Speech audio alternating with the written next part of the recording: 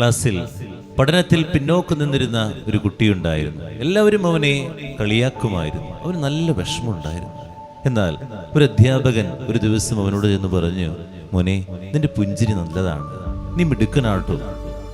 ആ ഒരു വാക്ക് അവൻ്റെ ജീവിതത്തിൽ ഉത്തേജനം നൽകി.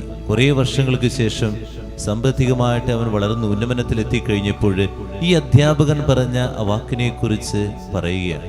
അധ്യാപകനെ പരിഗണിച്ചുകൊണ്ടാണ് ഞാനിവിടെ എത്തിയത്, ഞാൻ എന്നെ തന്നെ സ്നേഹിച്ചത്. ഓർക്കുക, ഇന്ന് യേശുനാഥൻ പറയുന്നുണ്ട്, ആരെയും നിന്ദിക്കാതിരിക്കുക. ചെറിയവനാണെന്ന് പറഞ്ഞ്, കുറവുകളുണ്ടെന്ന് പറഞ്ഞ് ആരെയും നമ്മൾ പരിഗണിക്കാതെ വിടരുത്.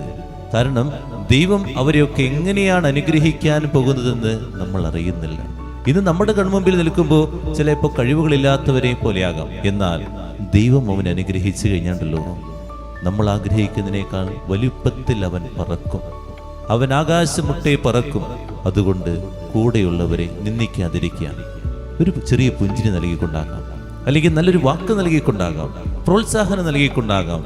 അവനെ നമ്മൾ ഉത്തേജനങ്ങൾ നൽകിക്കൊണ്ടിരിക്കണം. അവൻ ആത്മവിശ്വാസം നൽകിക്കൊണ്ടിരിക്കണം.